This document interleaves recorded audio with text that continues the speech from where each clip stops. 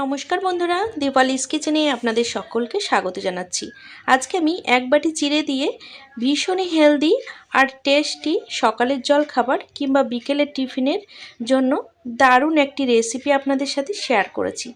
তো ভিডিওটি কোথাও স্কিপ না করে পুরোটি দেখুন। আশা করছি আজকের রেসিপিটি আপনাদের ভীষণ ভালো লাগবে। আর রেসিপিটি ভালো লাগলে অবশ্যই একটি লাইক করে দেওয়ার অনুরোধ রইল, আর অবশ্যই চ্যানেলটিকে সাবস্ক্রাইব করে আমার সাথেই থাকবেন। তো রেসিপিটি বানিয়ে নেব, তার জন্য আমি এক বাটি চিড়া নিয়েছি। আর এই এক বাটি চিড়া প্রথমেই জল পাল্টে পাল্টে 2 থেকে 3 বার ধুয়ে নেব।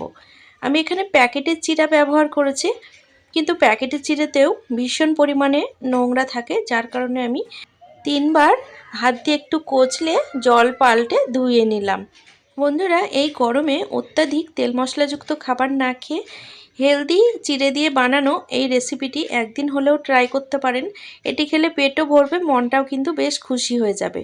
তো 3 বার জল পাল্টে ধুয়ে নেওয়ার পরে এর মধ্যে অল্প একটু জল দিলাম, আর চিড়েগুলোকে 10 মিনিটের জন্য এইভাবে রেখে দেব। এটি 10 মিনিট ঢাকা থাক, ততক্ষণে আমি একটি চাটনি তৈরি করে নেব। তার জন্য ওভেনের ওপর কড়াই বসিয়ে দিয়েছি। কড়াইয়ে 1 টেবিল চামচের থেকেও কম তেল দিলাম।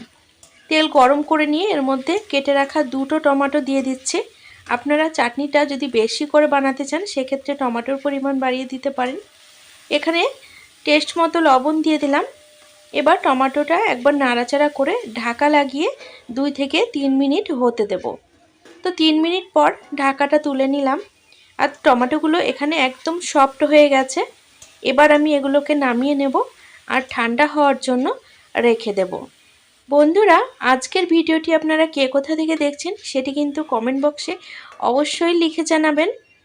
টমেটোর টুকরোগুলো একটি পাত্রে তুলে নিয়েছি, এবার সাইডে সরিয়ে রাখলাম। এবার এই কড়াইয়ে আবারও 1/2 টেবিল চামচ মতো সরষের তেল দিলাম। তেল গরম করে নিয়ে এর মধ্যে 1/2 চামচ মতো মেথি দানা আর 1/2 চামচ মতো বিউলির ডাল, আর তার সাথে ঝালের জন্য 2টো কাঁচা লঙ্কা দিয়ে 1 সেকেন্ড মতো নাড়াচাড়া করে ভেজে নেব। ঝালের পরিমাণটা অবশ্যই আপনারা আপনাদের টেস্ট বুঝে বাড়িয়ে কমিয়ে নেবেন। তো এই ফোড়নটা কিন্তু একদম রেডি হয়ে গেছে। এবার এটিকেও আমি তুলে নিচ্ছি। এদিকে টমেটো ঠান্ডা হয়ে গেছে, আর একটি মিক্সিং জার নিয়েছি, আর এই জারের মধ্যে টমেটোগুলো ঢেলে দিচ্ছি। এর সাথে আমি যে ফোড়নটা বানিয়ে রাখলাম সেটাও কিন্তু এর মধ্যে দিয়ে দেব। এবার আমি এর মধ্যে একটু টক ভাব আনার জন্য অল্প একটু তেঁতুলের পেস্ট দিয়ে দিচ্ছি।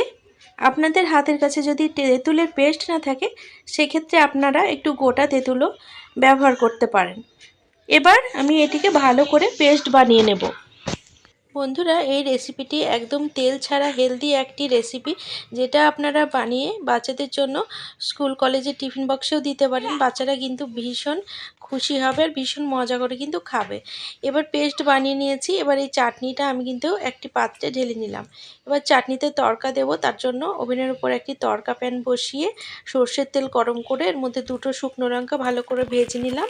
এবার 1/2 চামচ সর্ষে দিয়ে এই তড়কাটা কিন্তু আমি সঙ্গে সঙ্গে নামিয়ে নিয়ে চাটনিতে ঢেলে দিচ্ছি।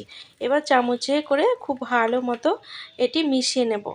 এতে কিন্তু চাটনির টেস্টটা অনেকটা বেড়ে যাবে, আর চাটনিটা খেতে কিন্তু ভীষণ ভালো লাগবে।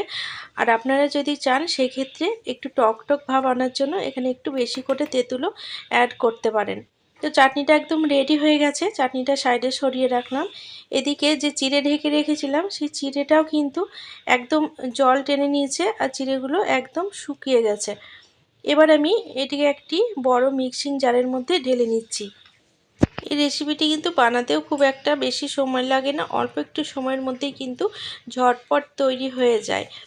তাছাড়া আপনারা যদি নতুন কিছু খেতে চান সেক্ষেত্রে এই রেসিপিটি কিন্তু অবশ্যই ট্রাই করে দেখতে পারেন। তো এখানে মিক্সিং জারের মধ্যে চিড়ে ঢেলে নিয়েছি। এবার 1/2 বাটি এর মধ্যে সুজি দিয়ে দিচ্ছি, আর ওই বাটিতে মেপে 1/2 বাটি দইও দিয়ে দিচ্ছি। এবার ওই বাটিতে মেপে 1/2 বাটি মতো জলও দিয়ে দিলাম। তবে বন্ধুরা, জলের পরিমাণ কিন্তু খুব বেশি দেওয়া যাবে না। জলের পরিমাণ বেশি হয়ে গেলে রেসিপিটা কিন্তু একদমই ভালো হবে না। তো এখানে কিন্তু আমি পেস্ট বানিয়ে নিয়েছি। এবার এগুলোকে একটি বড় পাত্রের মধ্যে ঢেলে নিচ্ছি। বন্ধুরা, যখন রুটি সবজি খেয়ে বোর হয়ে যাবেন, রুটি সবজি খেতে ইচ্ছা করবে না, তখন এই ইউনিক রেসিপিটি অবশ্যই ট্রাই করে দেখবেন। এটি কিন্তু একদম লাজবাব হয়। তাছাড়া এত হেলদি আর স্বাস্থ্যকর খাবার যদি বাড়িতেই বানানো হয় তাহলে হোটেলে বা রেস্টুরেন্টে খেতে যাওয়ার কিন্তু দরকার একদমই পড়বে না। বাড়িতেই কিন্তু ছোট থেকে বড় সকলেই খুব খুশি হয়ে খাবে। তো এখানে ব্যাটারটা খুব ভালো করে মিক্সড করে নিয়েছি। এবার আমি এর মধ্যে হাফ চামচ মতো লবণ দিয়ে দিচ্ছি স্বাদের জন্য। রেসিপিটি আপনারা কতটা পরিমাণে বানাবেন সেই বুঝে কিন্তু লবণের পরিমাণটা অবশ্যই দিয়ে নেবেন। তো লবণ দিয়ে ব্যাটাটাকে আবারও ভালো করে মিক্সড করে নেব। এই রেসিপিটি যেহেতু আমি স্বাস্থ্যের কথা ভেবে হেলদিভাবে বানিয়েছি, তার জন্য এর মধ্যে আমি আর কোনো রকম মশলা বা অন্য কোনো কিছু সোডা জাতীয় কিচ্ছু কিন্তু অ্যাড করব না। তো এখানে ব্যাটারটা একদম রেডি হয়ে গেছে। এবার আমি একটি ইডলি মেকার নিয়েছি। এবার এর মধ্যে আমি একটি তুলোই করে অল্প একটু তেল নিয়ে সব ইডলি মেকারের মধ্যে একটু মাখিয়ে নিলাম। এবার অল্প করে ব্যাটার নিয়ে আমি এই ইডলি মেকারগুলোর মধ্যে দিয়ে নিচ্ছি। বন্ধুরা, আপনাদের ঘরে যদি ইডলি মেকার থাকে সেক্ষেত্রে আপনারা রেসিপিটি ইডলি মেকারেই বানিয়ে নেবেন। আর যদি ইডলি মেকার না থাকে সেক্ষেত্রে এটি ছোট ছোট বাটির মধ্যে দিয়েও কিন্তু বানানো যায়, আর ওগুলোও কিন্তু দেখতে খুব সুন্দর হয়। আর এইটা একটি ইডলি মেকার আমি ফুল করে নিলাম। এবার আরেকটিতেও আমি 1 হাতা থেকে কম ব্যাটার দিয়ে দিচ্ছি। ইডলি মেকারের মধ্যে ব্যাটার দিয়ে একদম একটু ট্যাপ ট্যাপ করে নেব যাতে এটি খুব ভালো মতো সেট হয়ে যায়। তো এখানে আমি আগে থেকে 5 মিনিট মতো জল গরম করে রেখেছিলাম। এবার আমি এর মধ্যে দিয়ে দিচ্ছি প্রায় 7 থেকে 8 মিনিট মতো এটিকে স্টিমে হতে দেব। তো প্রায় 10 মিনিট পর আমি ঢাকাটা তুলে নিলাম। আর 10 মিনিট পর দেখুন একদম জমে গেছে। আমি একটু হাত দিয়ে দেখাচ্ছি, একটুও কিন্তু কাঁচা ভাব নেই। এবার আমি এগুলোকে নামিয়ে নেব আর ঠান্ডা হওয়ার জন্য কিন্তু রেখে দেব।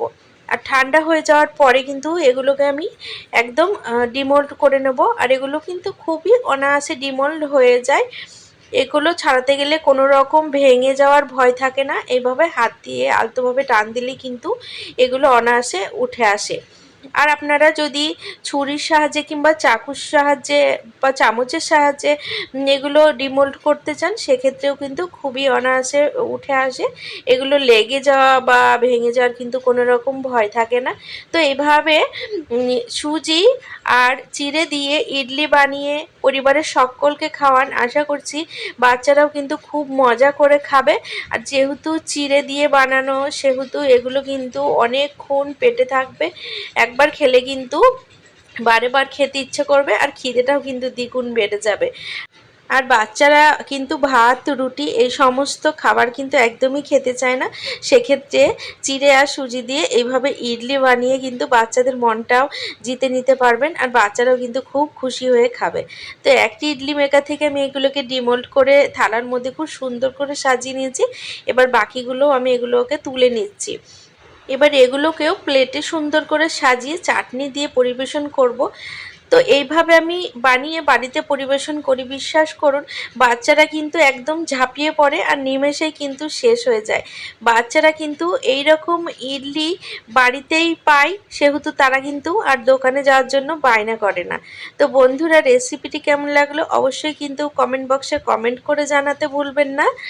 আর একদিন হলেও কিন্তু বাড়িতে রেসিপিটি অবশ্যই ট্রাই করে দেখবেন।